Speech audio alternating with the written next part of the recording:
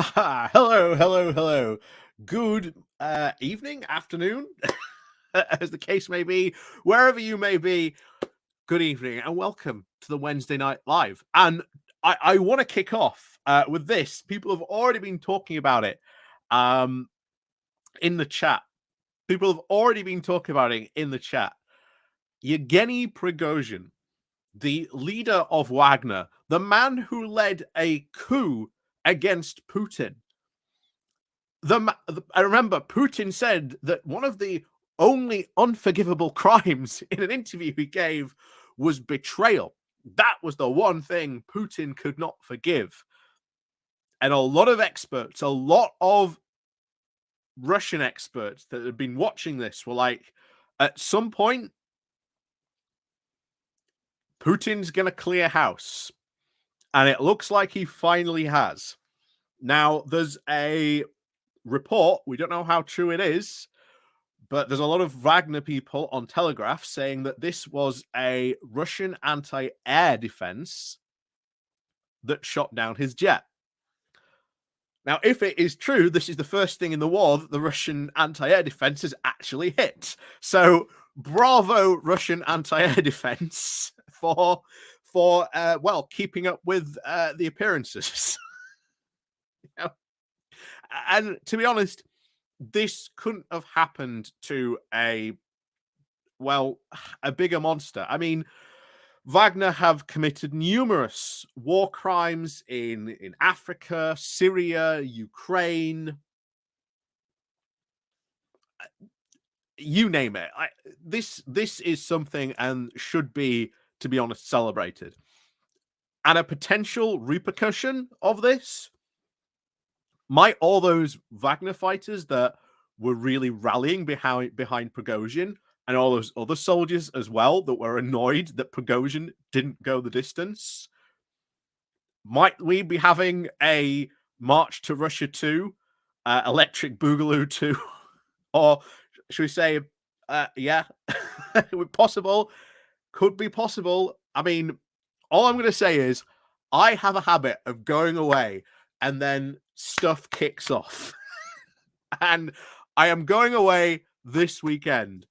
So that's all I'm saying. In fact, I'm going away 2 weekends on the trot. So it's entirely possible. It could all happen and kick off. Who knows? But that is for another time. And I'm sure maybe we'll end up doing a video about this. But oh boy, this could have big repercussions for Putin. This could end up in another mutiny type situation, and I really hope it does. I really hope it does.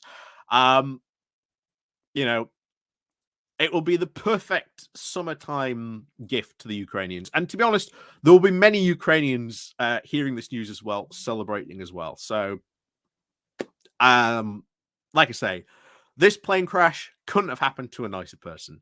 But on with tonight's stream. But before we do get into this, good evening, everyone in the chat. John, hello to you. Colin, hello to you. Dave W, hello to you. Cathlo G, evening to you. Duke Vengeance, hello to you. Bakura, yeah. Evening. I remember that debate being rather long. Oh, it is rather long. We're probably not going to go through the whole thing because it's like 3 hours.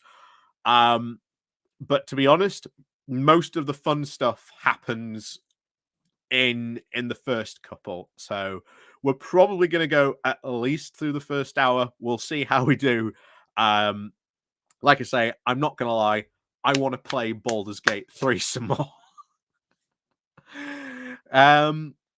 Snapper Cohen, good evening to you. Prinny Bird, greetings to you. Band of Harpers, good evening to you. Mike Higgins, good evening to you. Marble Burning Records, good evening to you. Yep.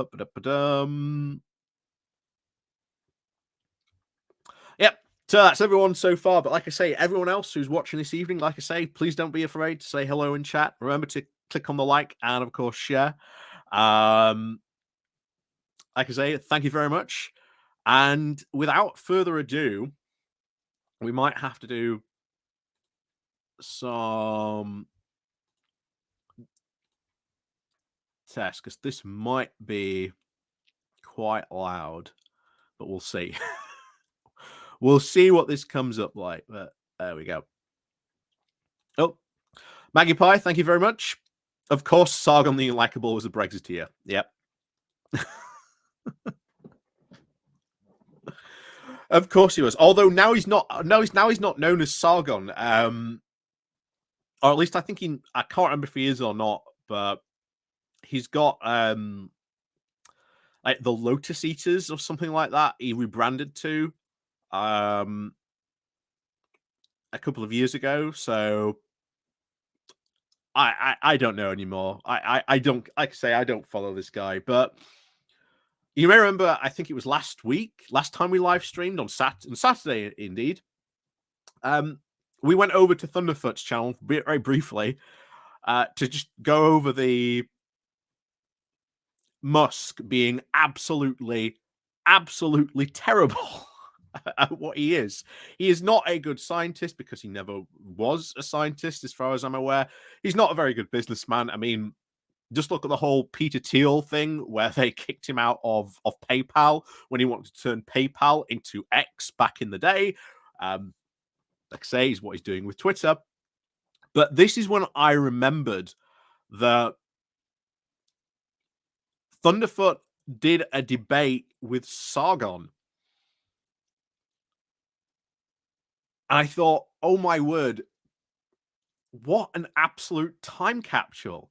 What an absolute time capsule this is. I generally can't believe not more people have gone over this. Because I remember this.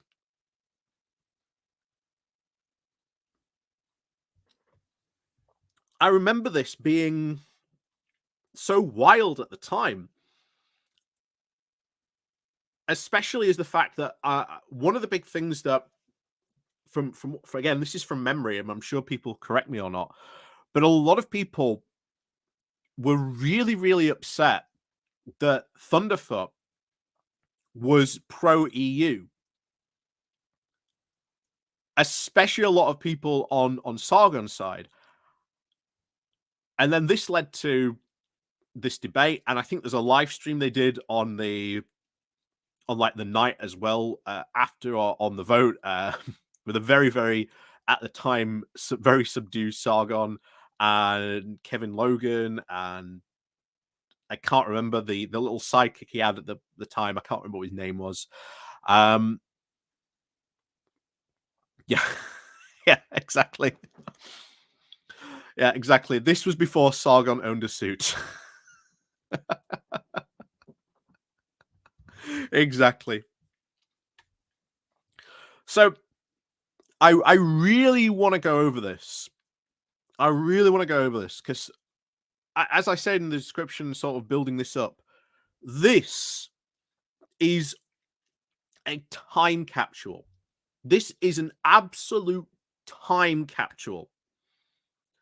So sit back, relax, and travel back with me, back all the way back to 2016, because oh boy, oh boy, will this bring back the memories of all the Leave campaign shenanigans and all the things that they said.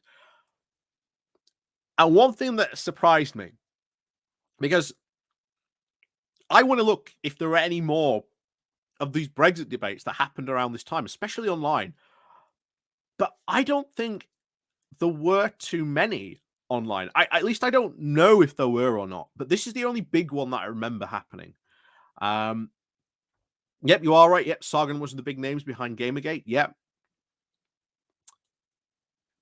Like I say, I think that's how he sort of earned his shall we say his fame at the time, from what I remember. But anyway, we're going to go getting into this because, like I say, this is a long one. We're probably not going to cover all of it, but yeah, this is a long one. So we're just going to kick off and see what happens, because I think it might be quite loud. You'll have to let me know. Right, I think we're live.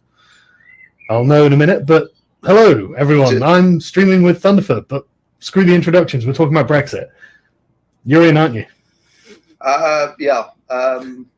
So is there any sort of indication that we're actually green-lighted here, or? I'm pretty sure that we're greenlit. I think we're all just going to look like complete dweebs, wondering whether this is anyone's actually listening to any of this. Yeah, as if we've never done this before or something. Right, I think. So is there actually a view counter yet? Yeah. Does the view counter have a pulse? There we go. 47. Well. There we go. Is that, to be honest, that's halfway. That I've put it halfway. Yeah, I've put it halfway. Because only Sargon's loud. Can you hear Thunderfoot though? That's the important stuff as well. We might just have to grin and bear it, unfortunately, and just know that unfortunately this is bad audio. That there's nothing we can do about it. Unfortunately, I've got Bakura, only Sargon's loud. Tell you what, I'll just bump it up a bit. There we go. But unfortunately, we're gonna have to grin and bear it with the audio. Unfortunately, nothing I can do about that. But yes, let's crack on into this then. Well, we'll wait till it's up into blood pressure type figures. Then no, that's not. It's just updated. 578 now. Yeah. Sorry. 578 now. That's more like it. So yeah, Brexit. For what tangible gain? The way I see it is a very expensive way. You've seen Red Dwarf, yeah? Love it. Yeah, when Rimmer's repainting everything from ocean grey to military grey. Mm-hmm. Why? What the hell's the point of that? It's just a very expensive way of changing things from something to exactly something is a difference without a distinction. Okay, I'll say this now. That, to be honest, actually quite a good analogy. That's actually quite a good analogy to sum up Brexit.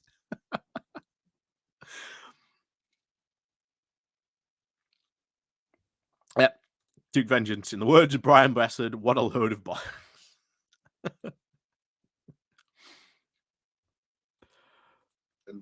And it's just going to piss everyone else in the world off, which is about what you see. You take a look everywhere else in the world. He wasn't wrong. He really wasn't wrong. Brexit did piss absolutely everyone else in the world. Not only just in the world, but in Europe. Mostly, definitely. And then everywhere else just went, what are you doing? What are you doing? I like to say this is really magical in so many ways, because he predicted that down to a T. He predicted that to an absolute T of that. No one else wants this because it's a sort of more or less pointless change. Well, I mean, there are a few reasons for me. I mean, the democracy one is my biggest bugbear with it. I really don't appreciate how it's set up at all. And I think it's been set up deliberately that way, not to make me not appreciate it, but to make sure that the sort of real executive power is outside of the hands of the demos. And I disagree with that. I mean, that's antithetical to democracy, isn't it? I think you'll find the reason it was set up the way it was. Oh my word. I forgot what a faux intellectual Sargon is. I really do apologize, because I completely forgot what a faux intellectual this is. We've got to look up the demos now so I can explain to you what that is.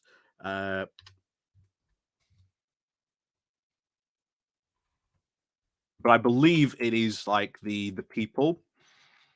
I think, is it? I can't remember now.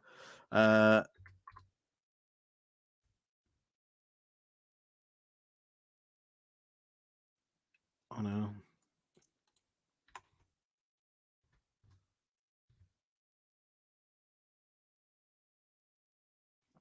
Here we are. Yeah, the demos. The common people in the ancient Greek state. You're going to be hearing a lot of this because I really forgot. I really forgot like what a faux intellectual this guy is. Because why would you refer to people like that unless you want to sound smart? I'm sorry, you wouldn't just say, you know, the people of the UK. Oh yes, it's been done to keep power away from the people. Oh no, it's been done to keep power away from the demos. You're going to hear that a lot tonight because I forgot what he was like about this.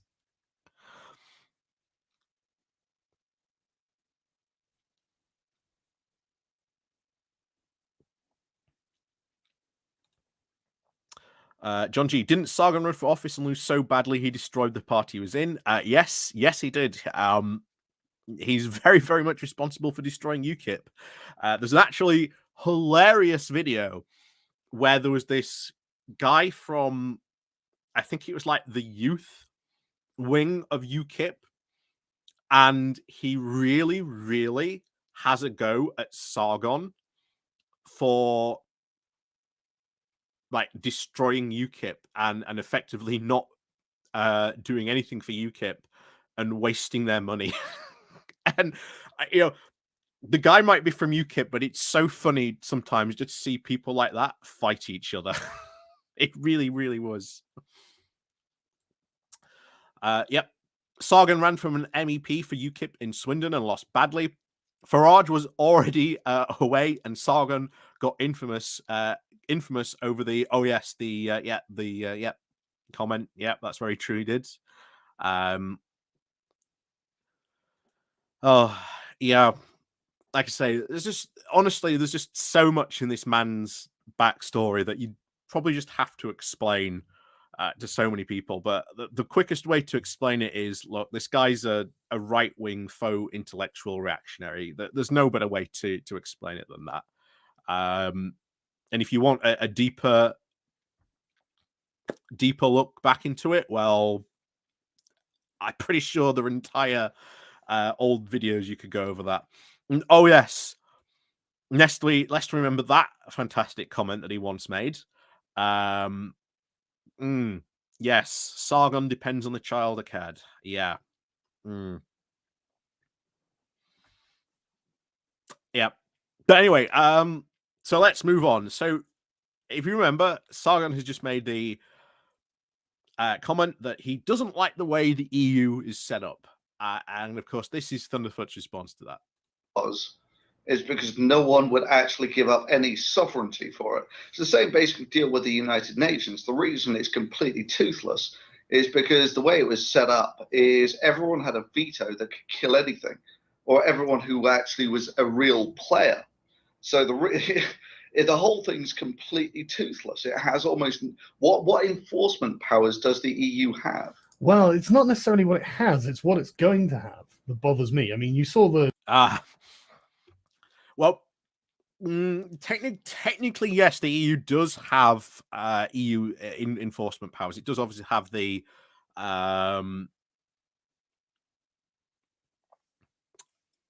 obviously the European Court of Justice that can enforce the rules and laws and regulations, but yeah, you know.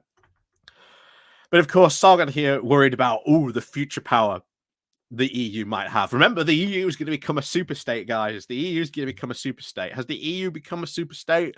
No. And to be honest, there is still no real movement in the EU at the moment to properly shift it in that direction. Yes, there are people that would like it to go in that direction, but overwhelmingly, that's not really the direction that most people want to take the EU at the moment anyway.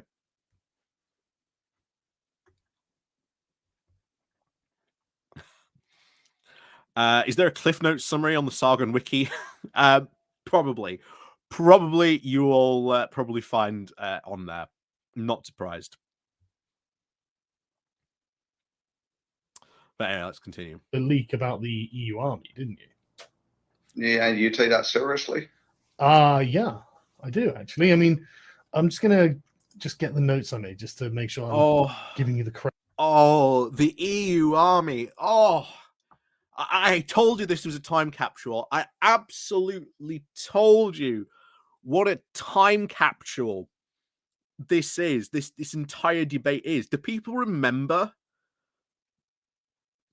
the EU army propaganda that they put out? Like, I'm genuinely asking, do people remember that? Because that was a whole thing.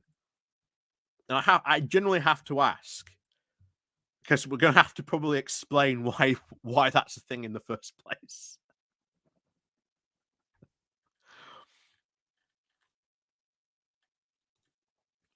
Don G, aren't they still banging that drum? Some are. Some very, very much are. That's true. Yes, the EU army was just actually about joint measures. Yep.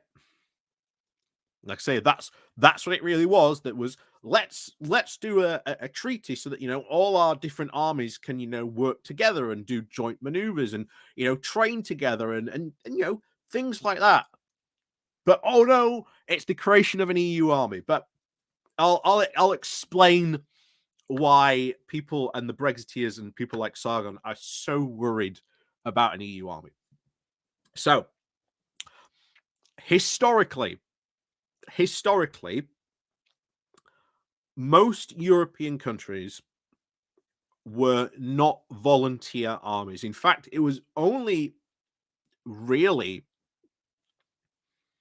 I'm sure someone will correct me on this, but I think it wasn't till about the 80s, at least I think, in Europe, where the last sort of conscription army was taken down, I think. I'm sure someone will have to remind me on that, but that's not important in this. So the Brexiteer argument was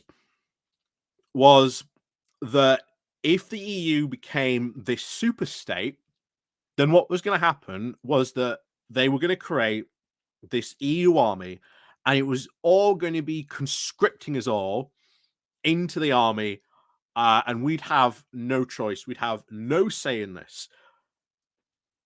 Meanwhile, if you actually look at UK history, not only has the UK actively and participantly done conscription a number of times, it did during World War One, it did during World War Two. The Navy pretty much was almost fully a conscriptive force numerous times throughout all this. Apparently it's good when you conscript people into the Navy, but if you do it into the army, that's a bad thing. So this was the whole argument. This was why they were so angry and annoyed about this whole EU army and this debate. And that's why that joint maneuvers, that joint sort of European military headquarters where European militaries could like get together and essentially have a camping weekend and do joint training exercises. No, that was all just a secret master plan that would lead to a massive EU conscripted army that we were all going to be part of and was going to undermine NATO, and it would remove the reason for us being in NATO.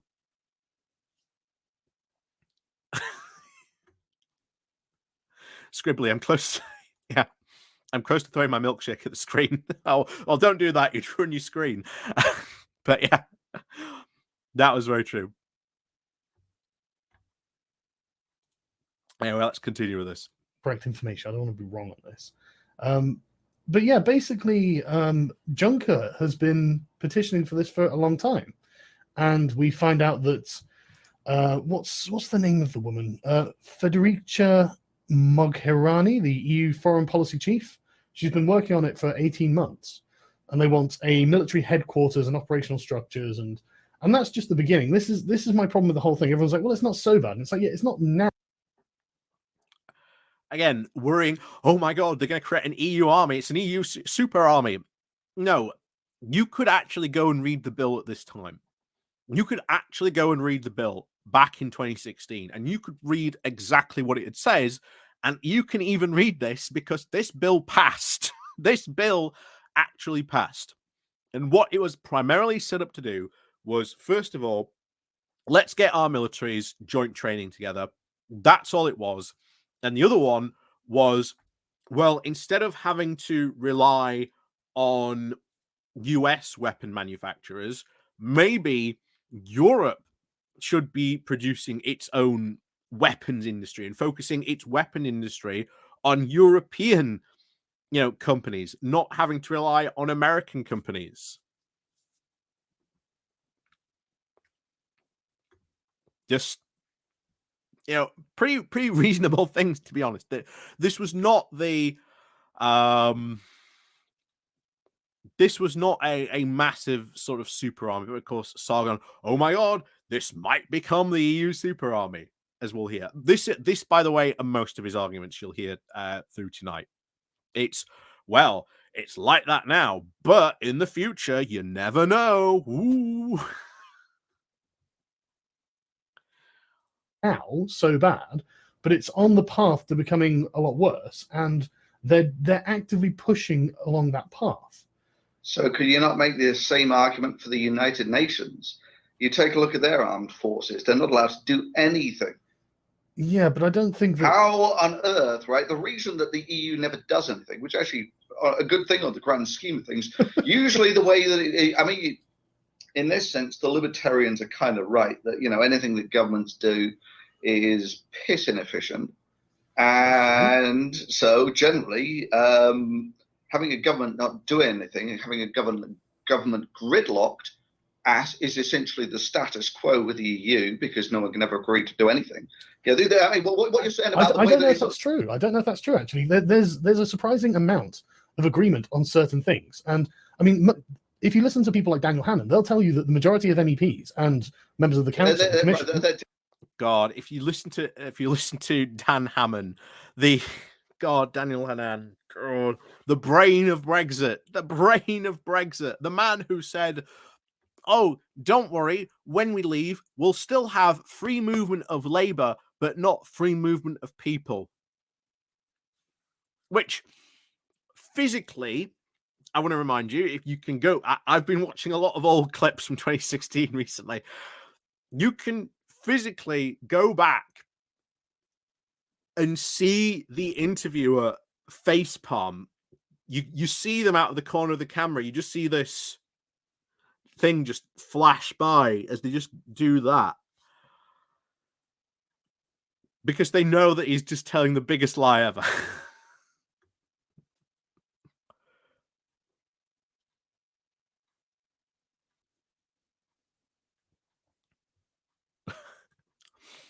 To be fair, we did have our own manufacturers of those at the time. I mean, Boris was a total weapon.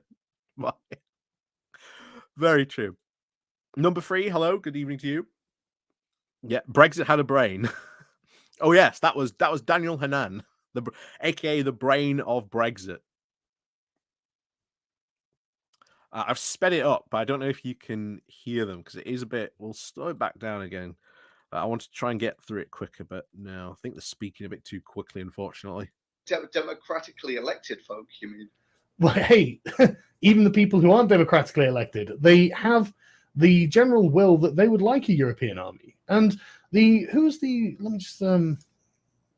get who's the chap? Former Defence Chief Lord Guthrie thinks that... Colin Thompson, what claim to fame do these gentlemen have prior to this debate? Thunderfoot is he's one of like the original old school YouTube atheists back in the day. He's still pretty much quite a big scientist, does a lot of science videos, does a lot of like debunking videos still to this day. And Sargon of Akkad is a right-wing reactionary on YouTube. So I think that pretty much sums up his backstory.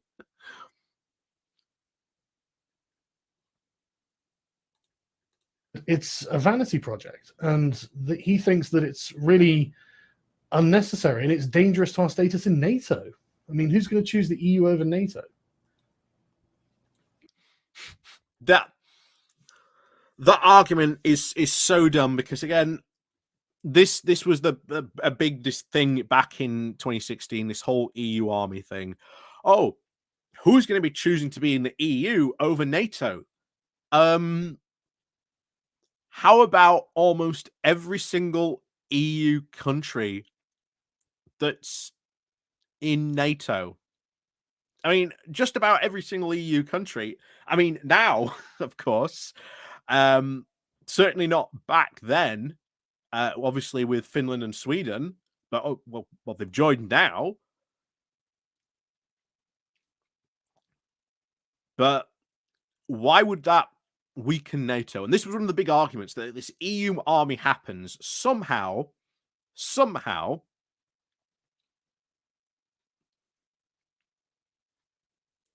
this is going to weaken NATO. But all those European countries are in NATO. They're not suddenly going to just leave NATO. It would, if hypothetically a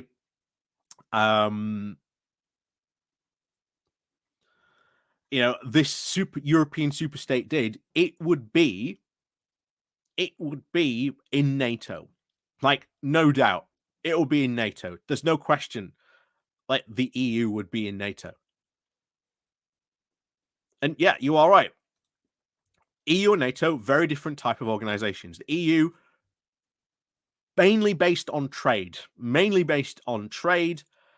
and NATO, very much a military defensive alliance. You are right. Massive difference between these two things. But you have to remember at the time what they're talking about. They are talking about this EU army, which was very in vogue at the time in 2016 to talk about, because all the Brexiteers were worried that they were going to be conscripted into this EU superstate army. And Sargon's rolling out all the greatest classic hits from that time, of course, from those arguments that the Brexiteers made. Larry the Cat, good evening. Good evening to you.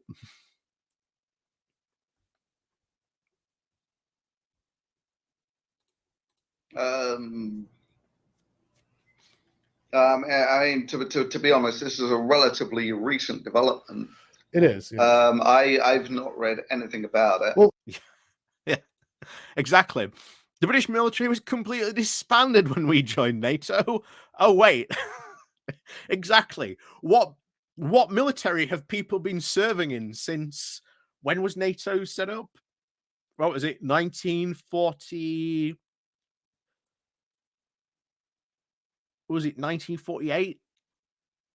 Something like that, I think it was. No, later than that, surely. I can't remember now. But yeah, I mean, just, this whole thing, this whole EU army thing, it was ridiculous back then, but it's even more ridiculous when you look back on it and you can see Brexiteers like Sargon making this like the big case, being worried that we're all going to be suddenly conscripted into some sort of EU super army. I mean, the real problem you'll find with trying to create a European army is essentially that you got with the Battle of the Bulge. And how familiar we are with that, or how familiar everyone else is with that. But basically, the problem that you had is you had the English and the Americans, on paper, allies. They speak the same language, common culture, share a common enemy. Yeah, this is probably as close an alliance as you're going to get. And they had Monty, who the Germans attacked and they sort of split the forces, which is kind of their plan. And Monty was left in the north, if I remember rightly. And I forget what the American commander at the time was, but he was basically, he gave... Yeah. I joined the European army. Should I be concerned? Nah, you'll be fine. You'll be fine. You'll be fine. Dave Walker, good evening to you. Yeah, Maggie Pie. Yeah, conscription of Brexiteers would have been a huge mistake. Can they even aim? I doubt it. I doubt it very much. I doubt it very much. But it's easy to forget. It's really easy to forget. Back in 2016, this was one of the big talking points of the Brexiteers. And I've said this at the beginning of this video, and I'll probably end up saying throughout of it. This is a perfect, absolute perfect time capsule of the arguments that Brexiteers were making at the time, back in 2016. Yeah, I thought so. NATO was founded in 1949 at Washington Treaty. Give Monty the command of some of these soldiers. And it's one of those things, do you really trust a foreign commander? You know, if you've got a tough attack to make, whose soldiers are you going to put in first? Well, yours or theirs, right? No. This is the intrinsic reason why actually this idea of a European army probably won't get even remotely off the ground. Whose soldiers do you put in first? Well, the thing is, what language are they going to speak? Well, I don't know. I mean, I'd have to. We don't know because they've been keeping it a secret, and they were keeping it a secret. Yeah, such a secret. Even Song of Akkad knew about it. Again, it wasn't a secret. This was not a secret that the EU were doing at the time. This was fully open. This was done in the full European Parliament way. They all knew about it. Yep. Yeah, Larry the Cat. Yeah, didn't Darren the crafty wank bleat on about an EU army? Yes, he did, constantly. They all were bleating on about it back in 2016.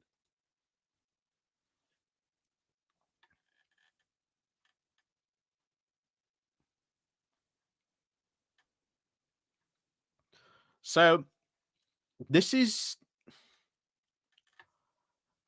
again, we all knew about it. This wasn't a secret.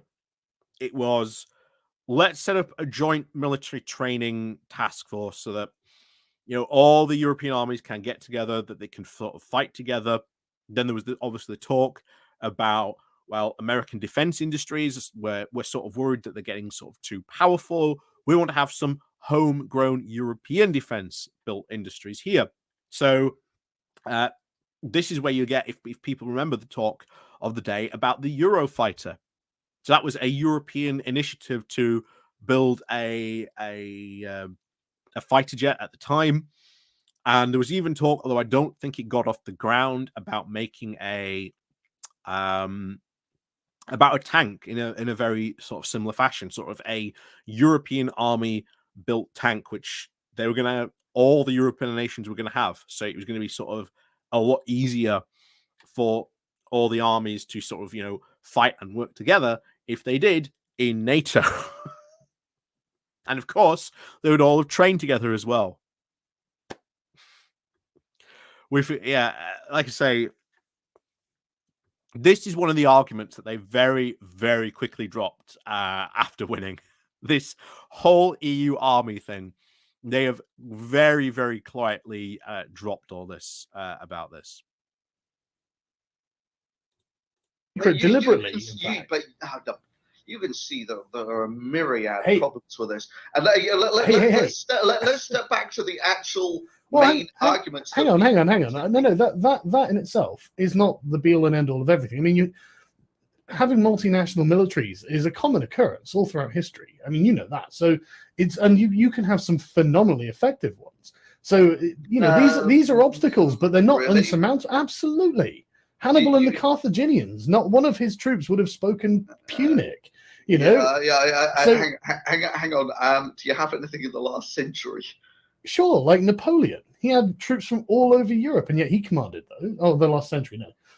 Sorry, the last 2 centuries. The Romanians invading whatever.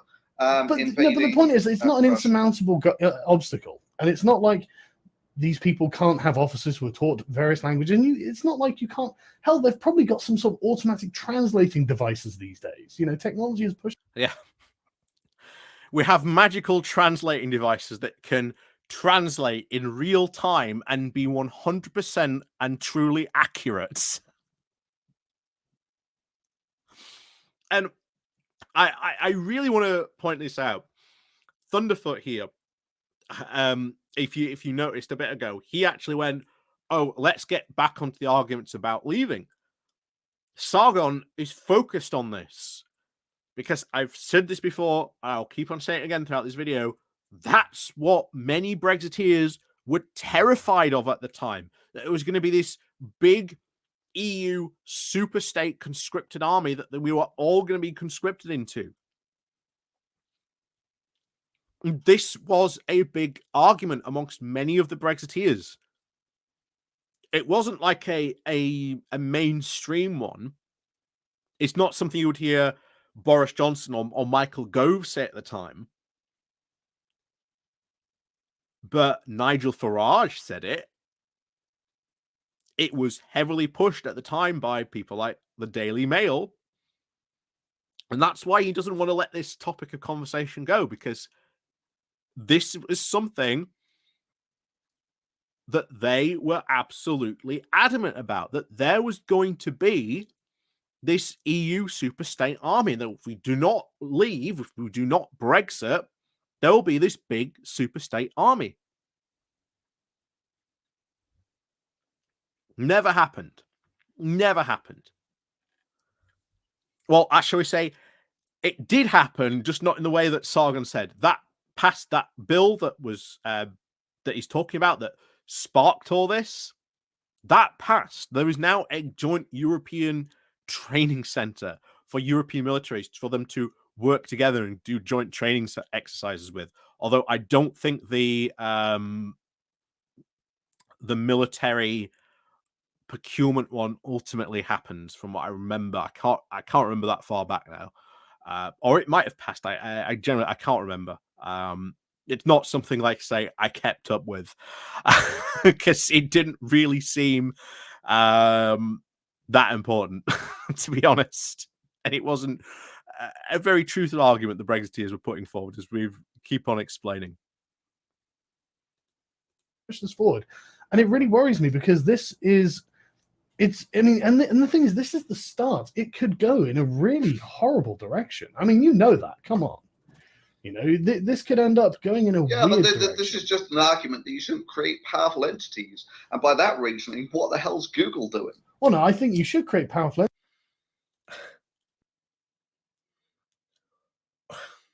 entities. He's going to debunk himself at the moment. So Sargon hates powerful entities. But oh no, he likes creating powerful entities. Hang on, let me just skip this back. Entities, but I think they should be held accountable. There we go. What the hell's Google doing? Well, no, I think you should create powerful entities, but I think they should be held accountable. And there's no real way we can hold the commission accountable. There is. You may remember a couple of, was it months back? I can't remember how far back it was now. But there was just a couple of, shall we say, wrongdoings, evidence of corruption that happened within the EU. And the Brexiteers and all the right-wing press was like, haha, this is why we left the EU. This is why we left the EU. Look at all that. Well, this is when the EU's bureaucratic system kicked in. They detected it, yes, not straight away, but they detected it. They knew who had done it. They knew who to charge with the crime. They knew exactly where all the money had went, and they got it all back.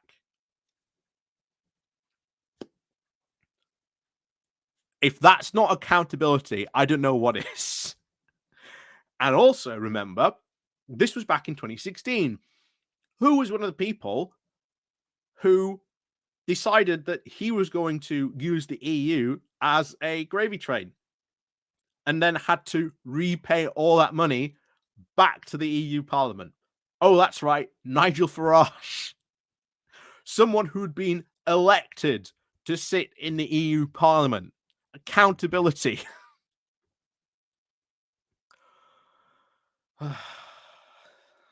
It's approved of by elected people from out of Europe. Each member state actually appoints a member to the council. It does. And on top of that, the whole thing's inefficiently designed, like most political systems, to be gridlocked. Yeah, but right? Because gridlocked isn't... systems can't achieve anything. And if you can't achieve anything, you have stability. Yeah, but which is one of the key things that you want out of government. Man. There's a surprising amount of will to go in a certain direction in Europe. Bullshit. It takes forever to do anything in Europe. Well, they've got a surprising... That's very, very true. It does. It takes them a very, very long time to do anything in Europe because there's just so many people in the European Parliament that have lots of different viewpoints and want to do different things. So they constantly take ages to get anything done. Now, it's not a bad thing by any means. You know, that's democracy in action. It takes just as long to do something in our parliament as well. I mean, this is why Rishi Sunak isn't really doing anything at the moment either. Because if he were to try anything, there'd be people in his party that would go, hey, don't like that. You need to change it. So they don't end up doing it. And I keep on saying this about Rishi Sunak as well. He's going to be a do-nothing prime minister.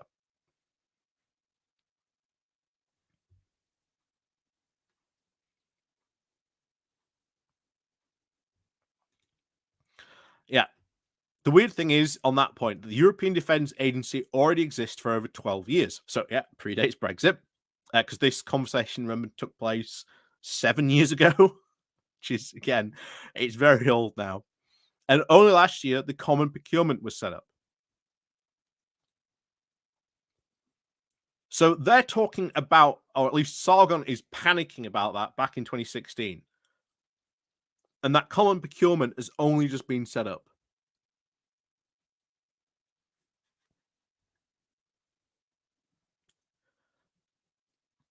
Takes them anything to do.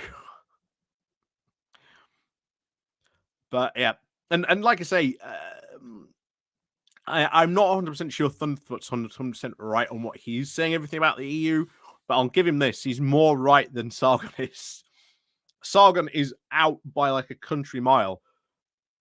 Thunderfoot here is at least in the vicinity in this. He's at least in the vicinity on this. Amount done, considering it takes forever to do anything. I mean, they are well on their way to pushing for a sovereign European state, and they get. Does he have?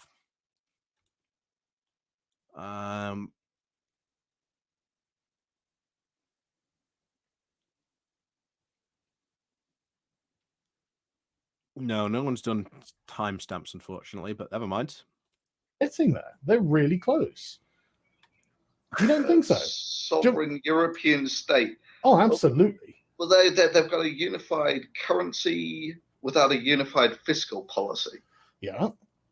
This doesn't sort of this isn't the master plan of the bloody Illuminati.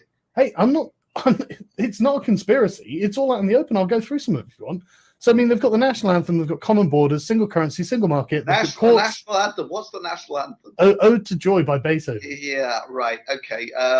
Listen, proven, I think. Listen. Yeah. I mean, I can see now the European army marching against whoever. Hey, to Ode to Joy. It sounds unrealistic tomorrow, but in 20 years' time... It sounds unrealistic ever. Yeah, right? But that's what they're going for.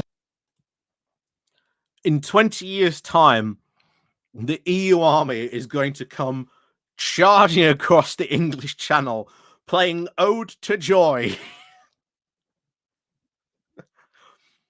Is any of that happening? Is any of that happening? This mass integration to create a single European superstate? Yes, some people do want that. And they do see that as a true objective of uniting Europe. But true integration of a EU with a single economic, foreign, and domestic policy, way off. Way off on that. no way, not happening anytime soon. Not in the slightest. Yeah. Yeah, the EU has a national anthem. That makes it. That's it. That's the true thing. That's why we had to leave, Maggie. I'm sorry. You know, the EU just had a national anthem with Ode to Joy, so that was it. We just had to leave. Just had to leave. Oh, sometimes I forget just what happened in 2016 and what, you know, the leavers were saying in 2016, and at least what UKIP was spreading in 2016. This was years of people like Boris Johnson blurring out all those anti-EU posts and all those other stuff that he used to do that they all joined in on. Oh, man. That's what they're going for. It doesn't matter if it sounds unrealistic. They've got a central bank, and now, right, the Benoit Coeur, some French name, member of the executive board of the European Central Bank, on the 21st of March 2016, put this proposal. He wants to strengthen economic and monetary union to increase the resilience against economic shocks. And he says, the time has come to initiate a new economic convergence policy, relaunching convergence efforts that each euro area country has agreed to prior to adopting the single currency. Skipping to the end of what he was saying, basically, he says this: the management of these tools, including the European Stability Mechanism, could be entrusted to a euro area treasury. Well, didn't we just cover this a second ago, that actually unify? Why is that bad? If you were to actually unify, and Europe was to have like a single, an economic policy, that would make the EU the third largest economy in the world, I believe.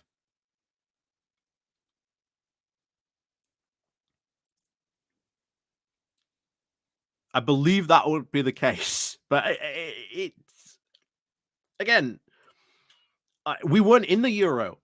We weren't in the euro. The EU couldn't force us into joining the euro either.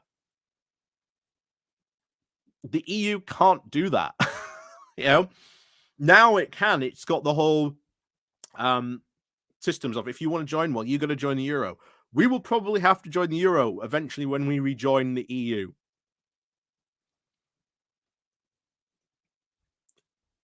But I'm fine with that. I'm not attached to my pound notes. I don't really care, to be honest. As long as I can, spend it and get what I want with it, I don't really care what my money's called. I don't understand this patriotic attachment that some people have to their currency, but there you go. Let's get on with this. Find the currency before you unify a fiscal policy is just bloody stupid. Yeah, but they are going to go that way. Everything they're doing is steps along that direction. That would be sensible, right? I mean, if you're creating a European superstate, yeah. If you're creating a European superstate, I mean, the whole thing is gridlocked, and that's actually not a bad thing. Yeah, exactly. That was something else we forget as well. The Euro crisis with Greece. Oh, yeah. Like I say, this entire debate we're watching is just a time capsule. It's a complete time capsule of this entire 2016. I don't think that brings stability. I don't think that's one of the key things that you actually want. If most people don't want the most prosperous country they can have, most people want a country that is stable till they're old and grey and the little ones that are actually popping out little babies of their own. Yeah. You win, Ball Hat Man. I can't do business with someone like Sargon. He'll be worried about the CPTPP Navy approaching Portsmouth. Send us your withdrawal notice. Very, very true. And I have to wonder, what is his opinion on the UK joining the Pacific Partnership? But we'll see. maybe I'll go look it up. Maybe that's a video suggestion. Maybe for next week. We'll see. Yeah, but that's not what these Stability is people a are going key for. thing that people want from government. Yeah, but that's the point, though. That's entirely the problem. I mean, the government doesn't really care about what the people want. And I think they've set this up deliberately so the demos effectively doesn't really have any control over who makes the laws. About what do you think the European Union was set up for? Well, how about we just talk about what the current president of the European Commission thinks about the concept of democracy? I mean, you know, he's the one who he goes on Twitter all the time. He's been saying it since at least 2011, if not before, that he wants a European army. And this is the guy who literally jokes that he doesn't mind if he gets called undemocratic when he says he wants policy made in secret. Well, as long as it's as. So, point here with how the EU is made. The EU Parliament, as part of when it was all set up, cannot do. Sargon did just evade that question. The whole thing when the EU Parliament was set up was so that no policy that it might propose could ever be done in secret. So it has to be done in the open so that every country can discuss it, so that parliaments in the EU can vote on it, etc., etc. Nothing can be done in secret. And his whole argument was at the time, I think was it Donald Tusk? No, not Donald Tusk. Because it wasn't Ursula. Ursula wasn't in charge yet. Can't remember his name now. But his whole thing was sometimes it would be easier to draft policy in secret so that no one could see it initially. Bear in mind, he wasn't like, oh yeah, we're going to keep this all secret and pass it under like the shadow of night. No, it was, we want to be able to craft policy secretly, then put it out, because too many people and too many countries in the EU stick their nose in and try and use their own influence and their own power to try and alter it.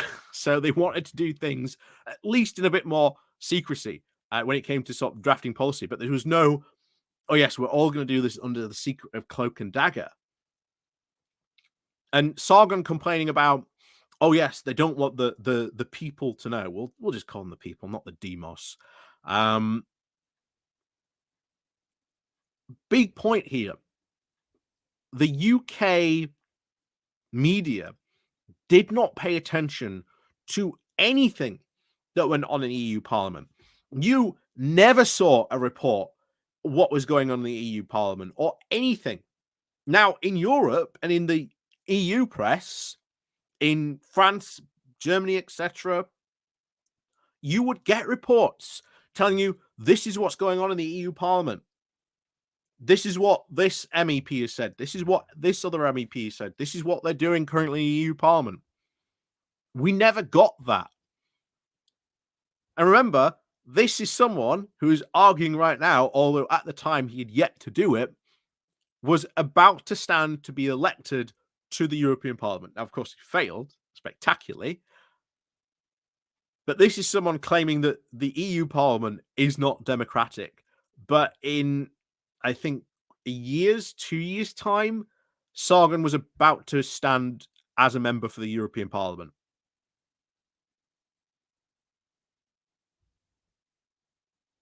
Just something to bear in mind whenever he brings up the undemocratic nature of the EU. You admit that the whole thing is actually is democratic at its core, that there are elected people who have to ratify everything that the EU does. Yes. The EU cannot simply create a law. The Commission can't create a law and then demand it's passed. The MEPs, the elected officials, can refuse things. That's correct. But they can never propose things. Do you not think that's a bit of a problem? Well, I mean, seeing as one of the key arguments for leaving is a big bureaucratic body that no one understands. This is true of any bloody government. Well, Yep, exactly. None of these Brexiteers ever complain about the fact that we have all these civil service, we had people like Dominic Cummings being like a chief advisor, and as we know, pretty much running the show at number 10. No one voted for Dominic Cummings. But that happens all the time. In almost every single democracy, there is some part that people do not vote for because it would be pure insanity to start voting for Democrat, to like start not Democrats, like civil service workers. It would be pure insanity. You need, at least at that level, some stability. It's not something you can change someone out for and re-vote for them every 5 years. But you don't see them complaining about that, nor do you see them complaining about the highly undemocratic nature of the House of Lords. I mean, Christ, do you even know how the intimate workings of the United Kingdom government work? I'm fairly au fait with it, but I'll give you a hint now. He doesn't. Thunderfoot's about to tear him a new one on this one. I'm not an expert on it. But the thing is, I just don't see how we can justify having a body of people who we didn't directly elect, who are then the ones creating laws. You know, because I mean, this is all predicated on the idea that the political system is relatively stable like it is now. But we're not seeing that. We're seeing a great deal of change on the continent, with like places like Austria and Hungary nearly falling to, I say falling, but nearly electing extremely far right parties. And it's very, very close. This is a criticism of democracy. Well, kind of. Yeah. Yeah. Exactly. Sargon, who for so far throughout this debate has been, I am pro-democracy. I am all for democracy. The people should have the clear choice of what they should do. And then all of a sudden,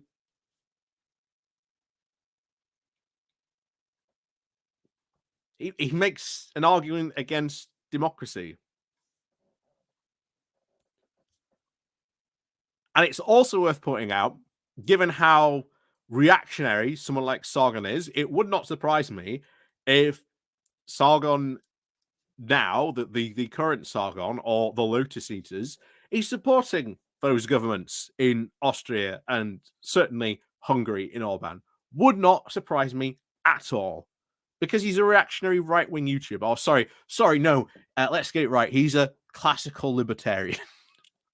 Although I don't know if he's finally just ditched that moniker once and for all and just admitted that he is a right-wing reactionary.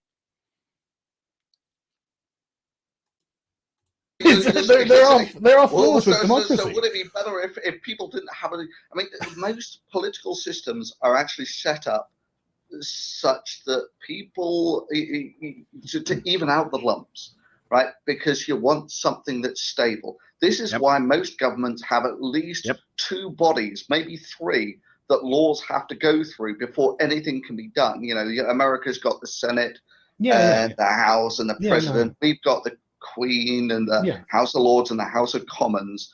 And the whole thing is designed to be bureaucratic and slow things down and to divide power up, which is pretty much what you've got in the European Union. The way the European Union is done is deliberately set up so that the people can never have control over the legislative body. They can only ever have control of the people who what control do you actually...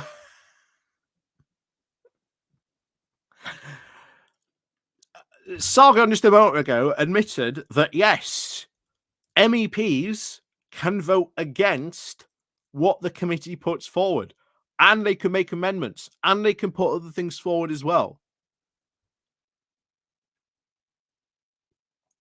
But according to Sargon, that all doesn't exist until it does exist, and then it now doesn't exist. But let's see how Sargon apparently would make the EU better. I'm sure it will be perfect. Actually want over the control to elect far-right politicians? Well, ultimately, if hey, look, that is, like you say, a consequence of democracy, and it's one we've got to bear if we want to be democratic.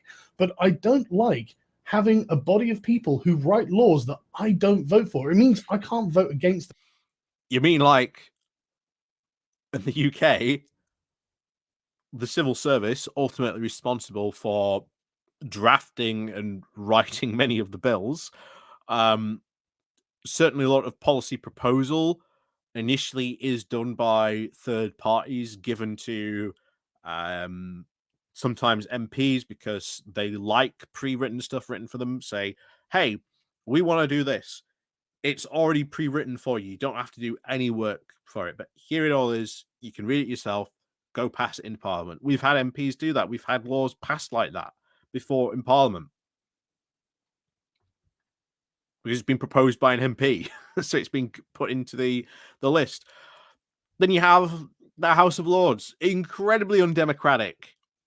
I don't know if Thunderfoot brings this up with him about the issue with the House of Lords, but we'll see. If they constantly churn out law after law that's complete horseshit, okay, the MEPs might... They... Also, the Council of Ministers that can veto as well, lest we forget that. And it's one country can veto, the entire thing dies. Any country can do that in the EU. Just saying.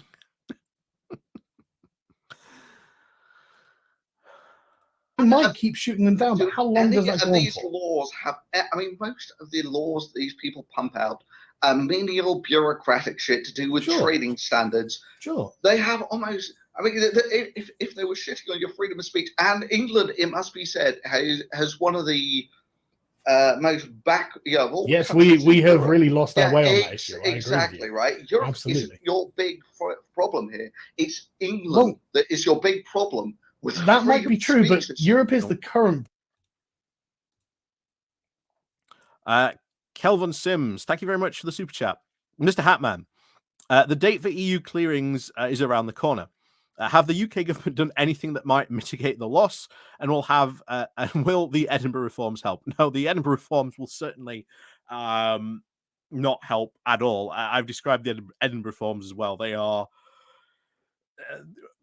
they're really the seatbelt of the UK economic car. And it doesn't matter, as I've said, when it comes to this issue many times, if you do not have a safety feature on your car, like seatbelts, doesn't matter how good a driver you are, you're going to get into an accident at some point because you're going to have a driver like Liz Truss who crashed the economy.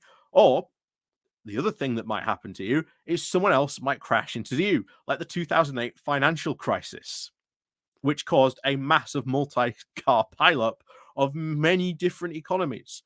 So if you didn't have seatbelts, it just makes that accident that the UK economy is in potentially even worse. Now, it's still going to be an accident, but if it's wearing a seatbelt, maybe it's not as bad.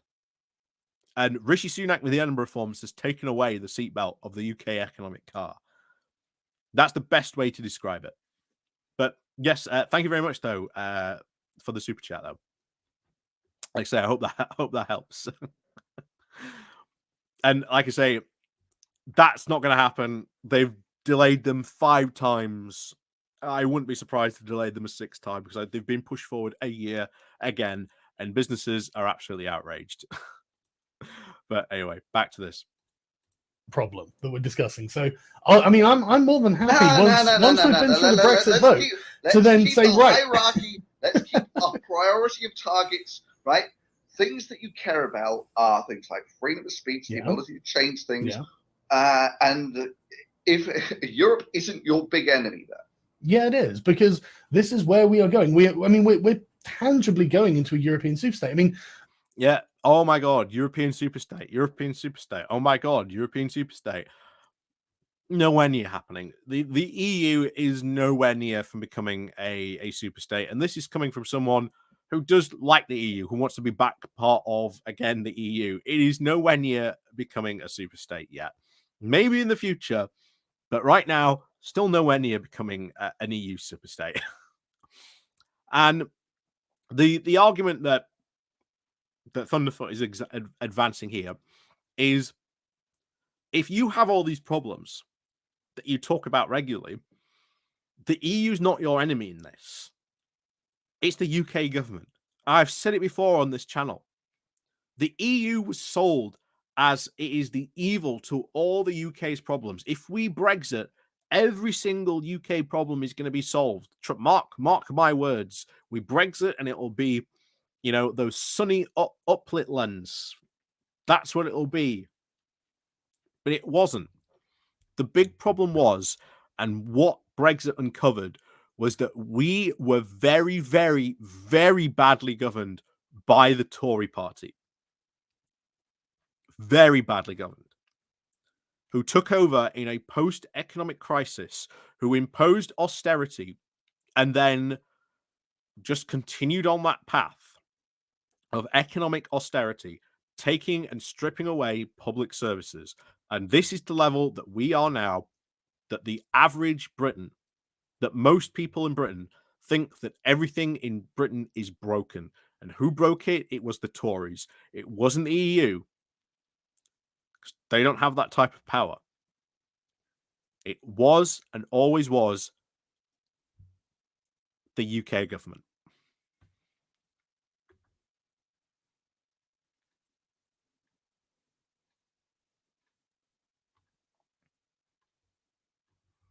Yeah. Yeah, Sarah. In retrospective, it was a good thing that the UK left. We finally got stuff done, like the banking reform and the EU Army headquarters. Yeah, bear in mind, but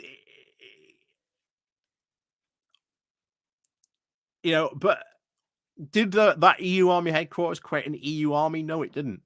No, it never created an EU Army. Never created an EU Army.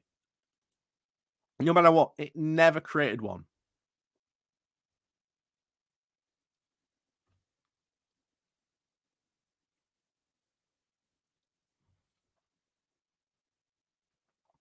Yep. As a lot of delegates said, making a budget was never that easy. It isn't. It's not easy. Making a budget is not easy, especially when you've got to do one for all of Europe, and every obviously country wants, a share of that pie, so to say. So it's going to be, handled out fair on that regard. But of course, the Brexiteers, well, no, we want more. We want all this stuff, and never happened.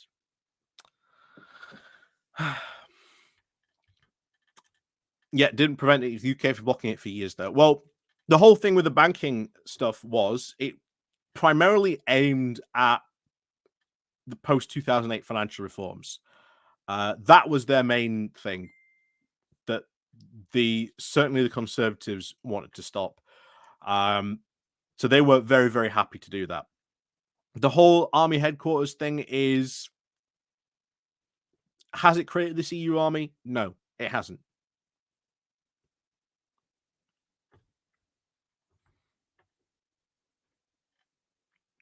So it was one of the things that they complained about, and I've said it all the time for this video, this whole EU army thing that has been dropped like a stone.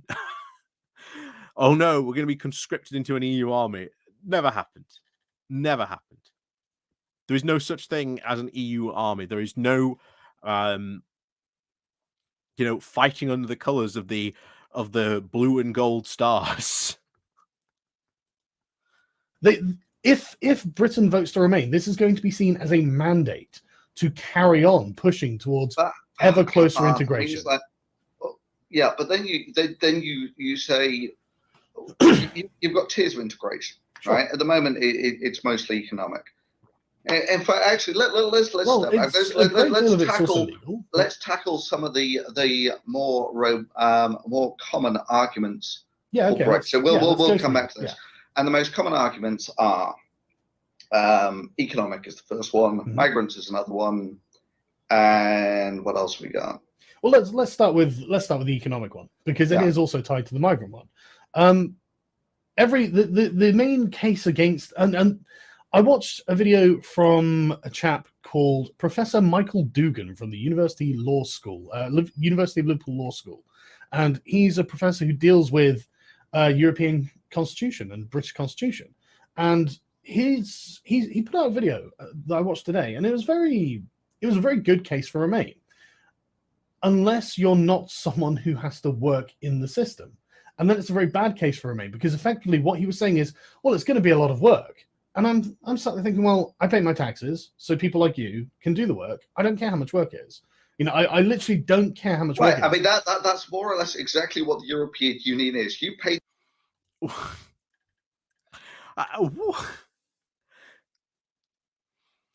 Yeah, I pay you to do my thinking for me.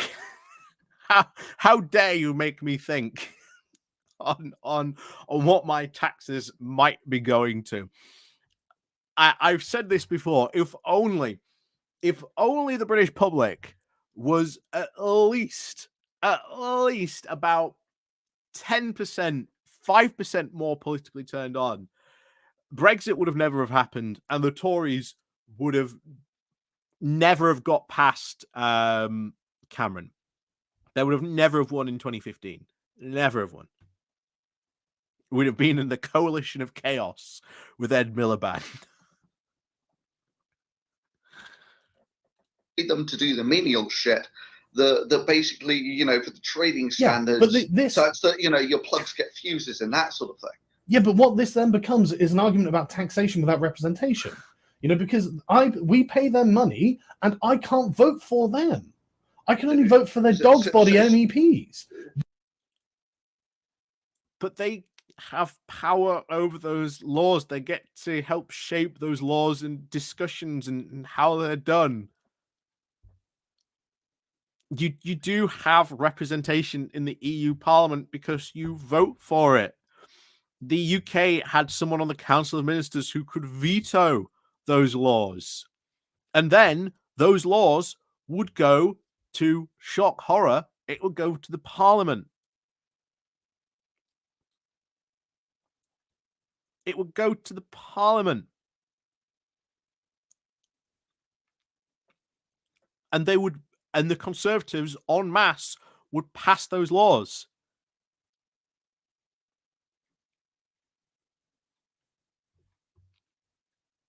But there you go. Yeah, good point. Yeah, we didn't vote for David Frost either. Yeah, no one voted for David Frost.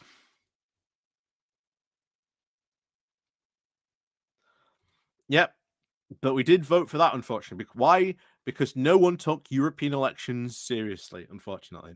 So Nigel Farage was able to take advantage of that and mobilize his voting base. Again, shows you how important mobilizing your voting base is in voting to win elections. But Nigel Farage mobilized his voting base and managed to get in European Party elections. That's the sad thing. They took that to heart. And they knew that if any referendum happened based on their numbers that they were doing in the European Parliament, Farage reckoned they could get about 30%. And what they needed was that other 20%. And that's very much, you can see, Dominic Cummings.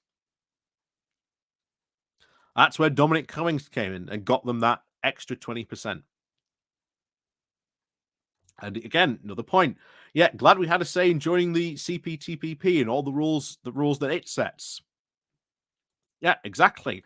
We never had a referendum on joining the Pacific Partnership. And if the Pacific Partnership, bear in mind, is just economics, as Rishi Sunak and Kimi Badnoch have put forward, even Liz Truss advanced it that, oh yeah, you don't need a referendum or anything like that to join the Pacific Partnership because it's just economic.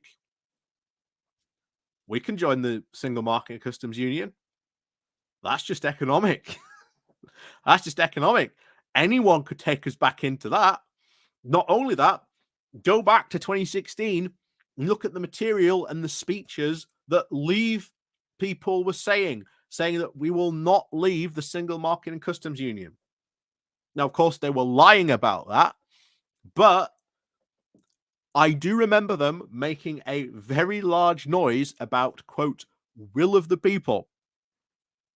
But they never put that to test again in a second referendum or asking people if they wanted to stay in the Single Market and Customs Union. And remember the series of indicative votes that happened in the Parliament of Chaos under Theresa May, Ken Clarke was only 3 votes off from getting the UK to remain in the customs union. 3 votes off. And I know they would never have done it, but there were 5 Sinn Féin MPs that could have massively helped out. And of course, I know for ideological reasons they would never ever take their seat in Parliament, etc., etc. But that's how close we were. That's how close we were to remaining in the customs union, which would have probably also led to us remaining in the single market as well. But as I say, that's history. Anyway, Maggie Pie, thank you very much for your super chat. I think Brits suffer from political dysfunction. Yeah. Oh, I absolutely agree. There is a lot of dysfunction going on, primarily because of the Tories. Primarily because of the Tories. And yet, that's also true as well. Things did work out pretty well for Sinn Féin.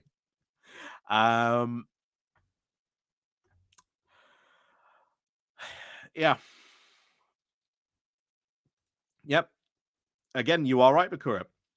Shows how politically turned off they are that no one got angry about us about not having a referendum in joining the CP and joining the CPTPP. Again, you're right. Where's all the Brexiteer anger about joining this trade bloc? Right? That it makes rules and regulations that we're going to have to follow. Why aren't they angry about that?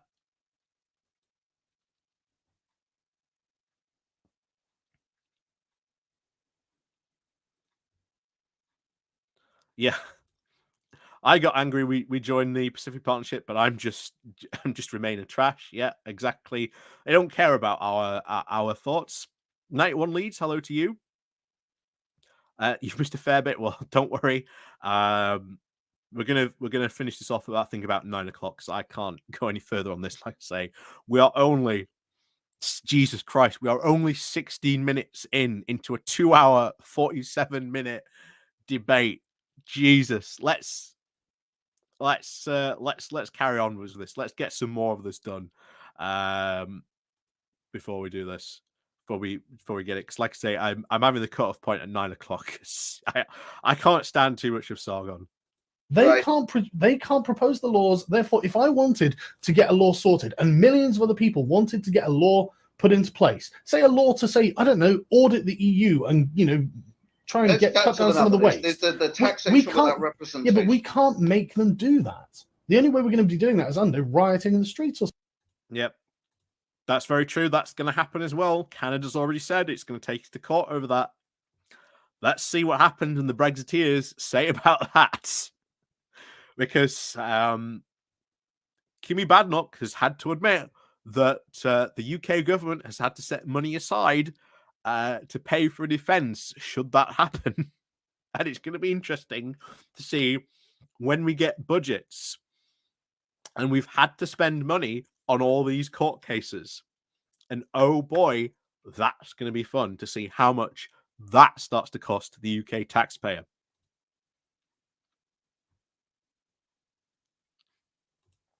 Yeah, might have to do this in chunks, probably. But we'll see. Like I say, if only it was chapter marked, but never mind. Something. There's no democratic method for us to force the EU to reform. How much tax do you pay to the European Union? It's a fraction of your total tax. Oh, I don't know. I'd have to calculate it. Your typical Brit earns about £30,000, euros, dollars, doesn't really matter what. About 1/3 of that goes in tax.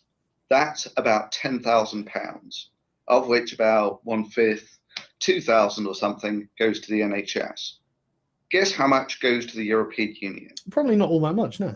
About £100. About 1% of your tax goes to the European Union. So some of my tax goes to the European Union. Right, and of that 1%, most of it actually comes back in one form or another. In that you're paying them, and they're giving you the money back in terms of research grants. What have I got to say about this? Some shit like that. Right, most of the money is coming straight back, and you're really worried about your taxation of without representation on 1% of the actual tax that you pay. I would be concerned about it on 0.1%. I would be concerned on any amount. The fact that this is the system. Shit. Bear in mind what Thunderfoot said there. That 1%, that £100 that it cost, like the UK, like an average UK taxpayer, we got that back. Because one thing that the Remain campaign should have done was it should have started to focus on very good, short, quippy slogans. And one of the best ones that they did, but they never really went for it, they never expanded on it, which I think would have been a lot of good pushback, was for every pound we send the EU, we get 10 back. That is it. For every pound we give the EU, we get 10 back. All you had to do was show like a British hand giving out a pound, and then a European hand giving 10 back, with the slogan on, this is the best investment the UK has by remaining in the EU. That would have been it, along with the travel one as well, which we are seeing currently. But that would have been the perfect way to push back a lot against this stuff. It would have been so good, but they didn't do it, unfortunately. They never did it.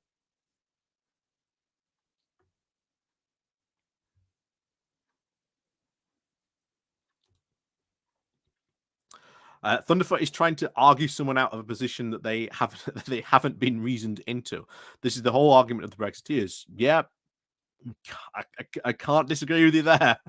I can't disagree with you there on that, to be honest. I mean, I totally you should would. spend 99% of your time worrying about the tax. I mean, have you any idea of the silly things that the UK government spends its money on? Oh, I'm sure they spend their money on plenty of silly things. I don't care though. We're not talking about the UK government. No. Hang on. Right. It doesn't matter what the UK. Doesn't matter. It's okay. I can vote those people out. Well, congratulations. You could vote on your EU Parliament every year. But the thing is, once you vote an MP in, it's very difficult to get rid of them, as we're finding with Nadine Dorris.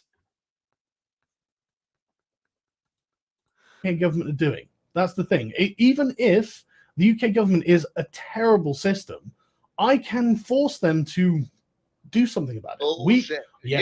We as the public can do that. We can't do that to the European Union. So it doesn't make any sense. And the European Union is on a path to get worse, not better. It's a convoluted democratic system in England as it is in Europe, right? But I mean, let me just give you this one, because this one I found hilarious. This is back in the early days of Cameron, that we scrapped the aircraft carriers and ordered some new ones from France. These were going to be, the first thing that England's had that would probably class as a real carrier in a long time. And they were going to fly the F-35 Lightnings off them. But the thing is, the carriers were going to arrive about 10 years before the planes did. I'm just going to leave you for the moment for a second. Let me just... we'll see you soon.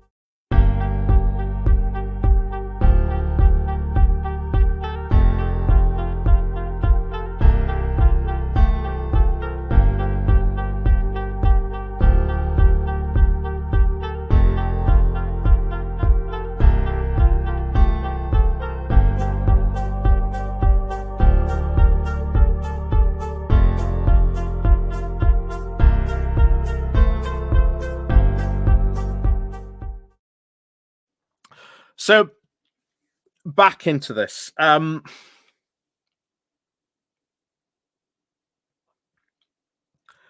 This is it. This is the argument that Sargon is making, that he cares so much about the 1% of taxes he pays, but he doesn't care about the 99% that he pays to the UK. Now, this is what Thunderfoot is going to do. Why on earth do you care so much and spend so much political time and energy on a institution that spends 1% of your taxes when the other institution that spends 99% of your taxes you don't really seem to care about? If Brexiteers really focused that much on the UK government as they did on the EU, we wouldn't have first past the post system anymore. We would have reformed the House of Lords years ago. The UK would be in a far, far better state than it would be now.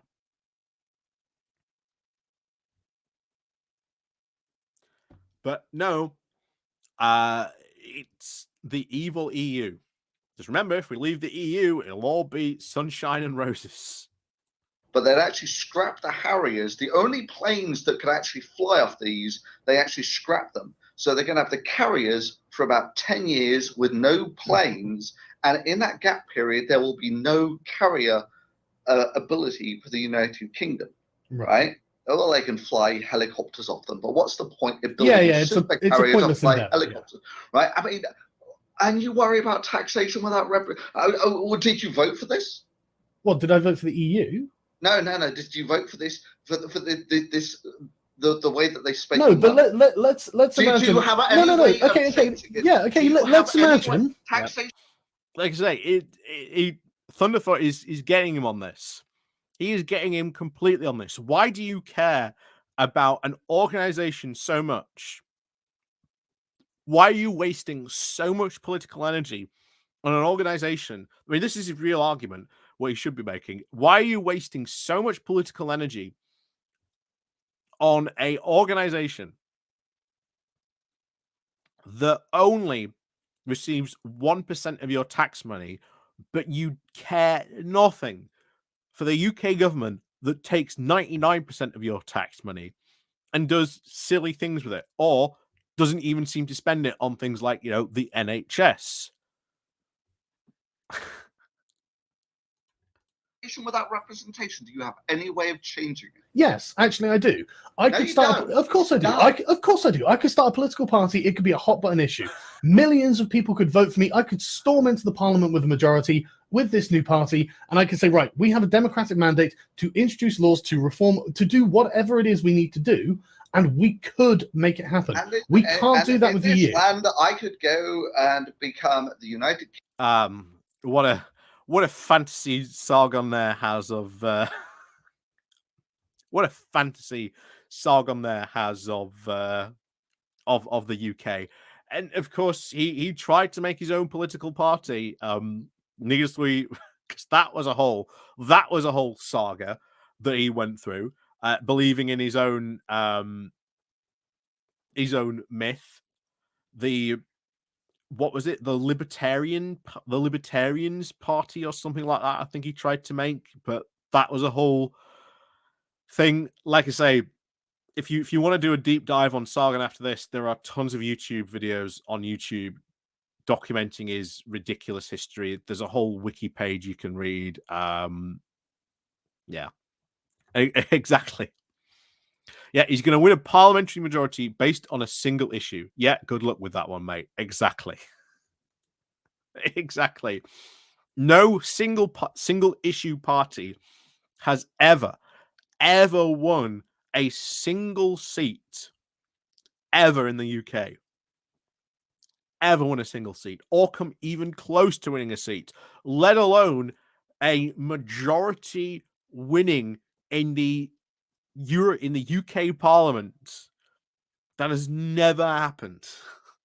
But apparently it's possible, and Sargon certainly tried with his own political party. Kingdoms, whatever, member of the European Council. I could bring a fantastic argument. We could draft whatever legislation in the European Council, it could be approved by the Parliament and it would be changed. It's just as accountable. But hang on. That isn't democratic though. You would have to work your way. You would have to work your way through the avenues of power, and you would not get into the commission based on the vote of the demos. That's the problem. I would get into Parliament on the vote of the demos with that mandate. And you could get to the European Parliament and then you could say, hey, look, I'd really like it if you'd write some sort of law or just do any proposal so that we can push this through. And they could just say no. I mean, look, let's be real. What you're proposing is just bullshit. Well, I'm not saying it's likely. The idea that I'm not saying it's going to happen. That you do any of this, right? So in practice, de facto, you can't do it. Yep. Well, no, obviously not. Obviously, there would have to be a great deal of circumstances to make this aircraft carrier hot button issue happen. But what I'm saying is, look, in principle, these things can happen in our system. They can't happen in their system. But they don't, and they can't. Yeah, but just because something could happen. 5 years ago, no one would have thought Donald Trump would have destroyed the Republican Party in America. Nobody would have thought. I mean, I doubt they would have even thought we would be. Pure simpler times. Pure simpler times they were. Before the Donalds, before things got crazy over in America. I mean, look at him now, facing all those indictments. What a difference! What a difference it makes! What a difference it makes! But oh my, should we skip forward a bit? I don't know what is there. Oh, aha!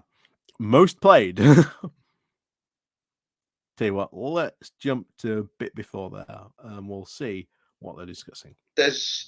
I could live in any one of them, and the idea that I would feel any need to fight for one of them over another. I mean, would you fight for England?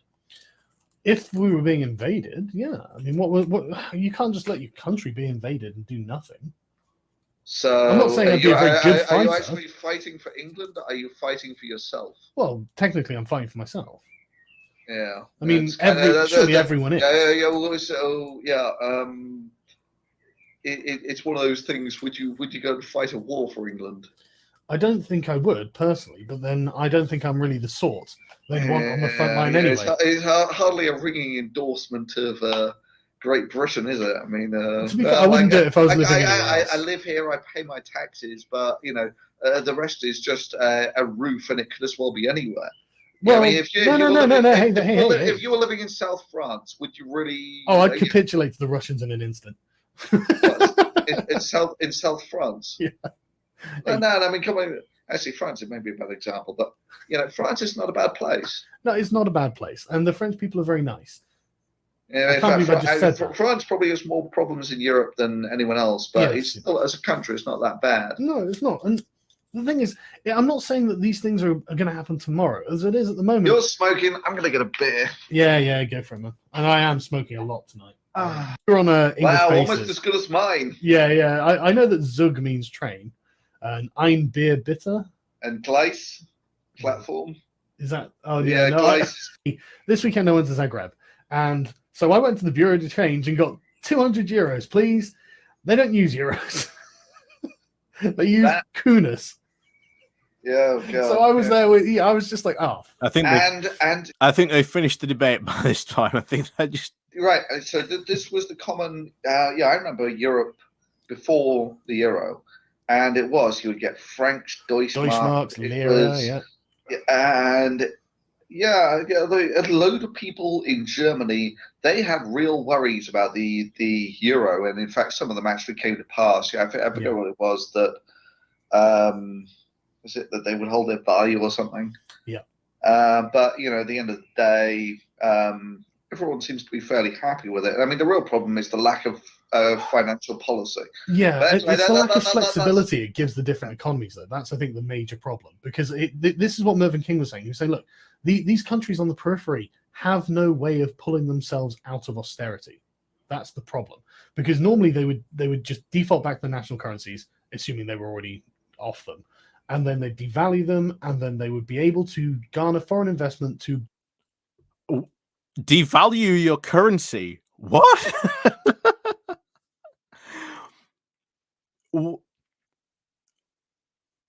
Why on earth would you devalue your currency? That is like the most desperate of desperate measures you could ever do.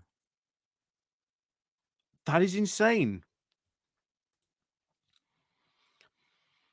John, can we have the Medica video of Sargon, the post-election one, for another stream? It'll certainly help a lot of people give some context, and it's entertaining like hell. Maybe another time. But Medica again, yeah, he's someone else. Definitely, you should probably stay away from. He's got a lot of very crazy views, and he's very much in, shall we say, in the Count Dankula school of thought of if he gets called out on it, well, oh, it was just a joke, just a joke. Why are you upset? It's just a joke. I'm just trying to think. I don't know if there's. See, I wish there were bookmarks on this, because then you can at least pick out the finer points of it. Should we go for the last 10 minutes or so? Let's see what they're saying here. There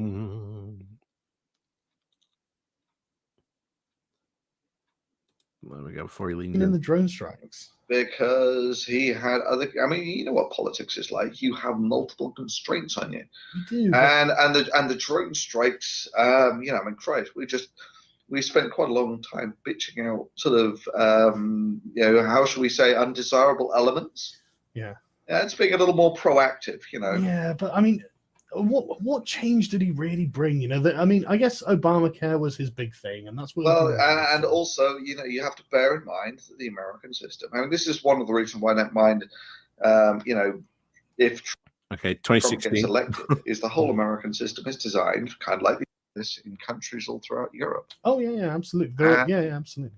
They're all well, Christ, you get communists and all sorts, right? Yeah. And that I think is one of the worries, that if Britain goes out, it'll energize all of these sorts of folks, and it's possible.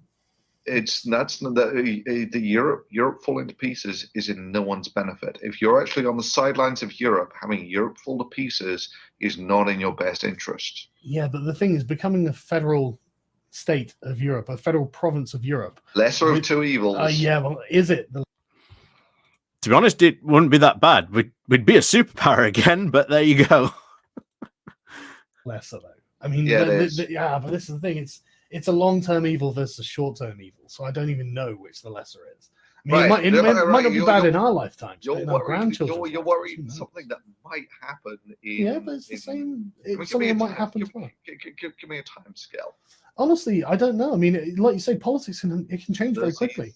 It could change in 10 years. You will never be able to get a European army very quickly. No, not necessarily quickly, but when we could be looking like 10, 15 years. You still can't get a European army. The joint military training center in the EU that they set up isn't to create an EU army. It's to get EU militaries working together so that you can do joint training exercises a lot easier. That's it. That's essentially it. It's not that highly amazing. I think all the good stuff, to be honest, was at the beginning.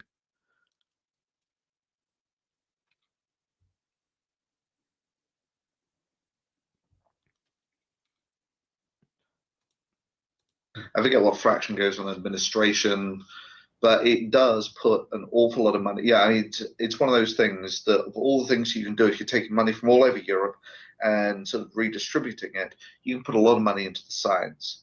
So you, I think that's done for as the if it does leave, the United Kingdom's gone within, what do you reckon, 5 years? Yeah, but if it stays, the United Kingdom's gone for 20 years.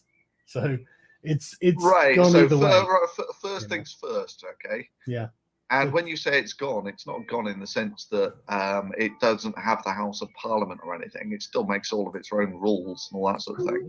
It's just it doesn't control the things like the fabric labels on the I guess we'll see. on the rugs and whatever. I guess we'll see. But anyway, man, thanks for coming on. It's been a good chat. Yeah. Sorry, that was the debate, but yeah. That was the debate that happened, 7 years ago now.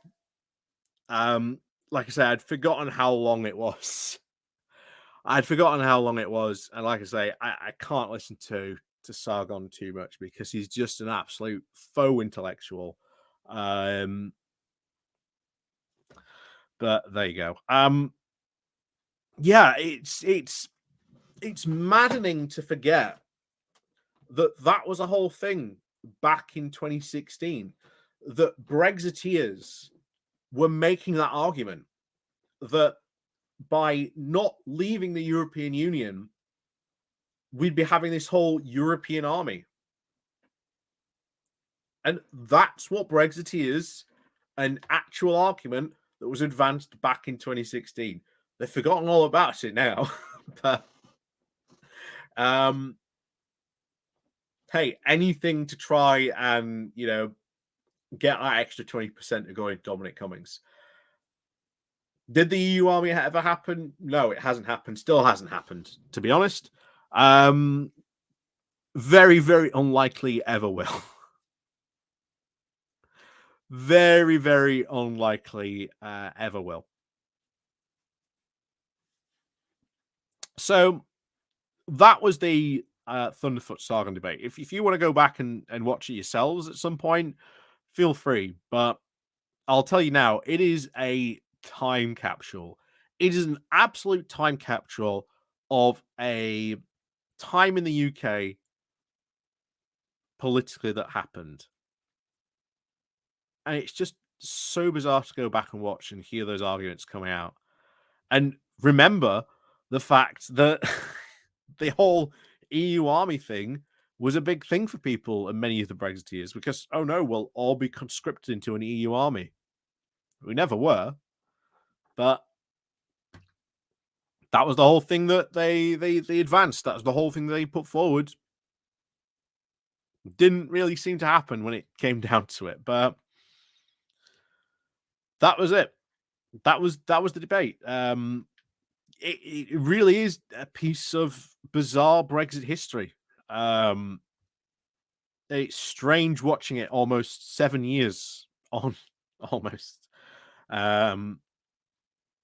From this point, it's really, really strange watching it.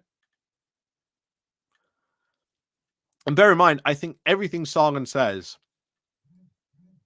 gets completely wrong in this. It gets it 100% wrong. I think Thunderfoot is a lot more right in the debate.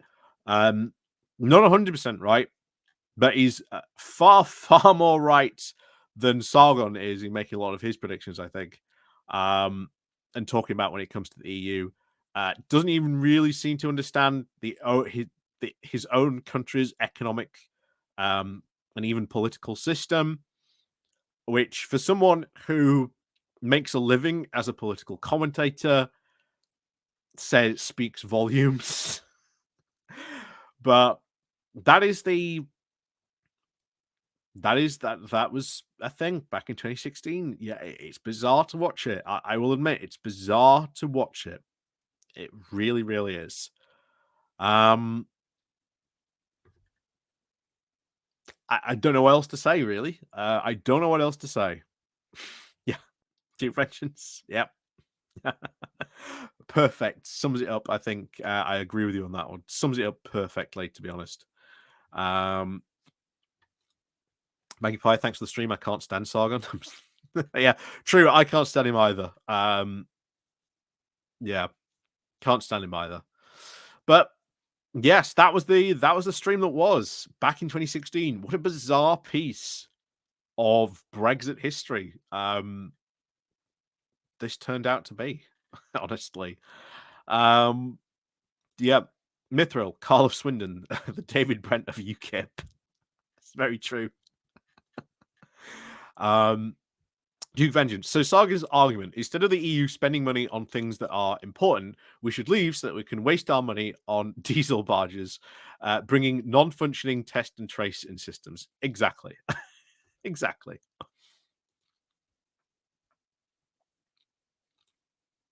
The UK is a prime minister that isn't a competent politician. Very true. Very, very true. And yeah, I don't know why I used to listen to Sargon. I still don't know why a lot of people listen to Sargon, to be honest, but we've said it. I think a lot of people said it before. Being right wing on YouTube is like being a YouTuber on easy mode. Yeah, Brexiteers and geopolitics. It's like cats and algebra. Very, very, very true. That is very true. But as always, thank you very much for joining me. It's been, well, wow, it's been a blast from the past. It's been a real blast from the past going over that debate. It really has. Really strange, to be honest, hearing and seeing all those arguments again. And I'd forgotten about the whole EU army thing, that was a thing that the Brexiteers were worried about. I'd completely forgotten about that till rewatching that. But yeah. What a bizarre time 2016 was. What a bizarre time it was. Oh, innocent days. But I'm going to try and get in at least maybe an hour's worth of playing Baldur's Gate 3. I've got things to do. No spoilers for anyone playing Baldur's Gate 3. I'm in chapters 3. I've just made it to Baldur's Gate. So no spoilers for you all. But we will be back. I don't know when. I'm not going to be able to do the Good Morning Walk on Saturday because I'm going to be heading up to Manchester from London at that point. And then over to Belfast on the Sunday. So I've got quite a busy weekend of traveling coming up. And then the next weekend, I'm off to Scottish Conference, which is going to be fun. Other than that, like I say, thank you very much for joining us. I will try and obviously keep on putting out videos and extra, maybe try and put a few live streams in where I can to make up for the 2 Saturdays that we're missing. So this is why I've done this today or for Wednesday, to give you something to look forward to or to re-listen to. But yeah, thank you very much. Thank you very much for joining me today. It's been fun. Like I say, opening a time capsule it's been. But thank you very much for joining me. And of course, as always, we'll see you all next time.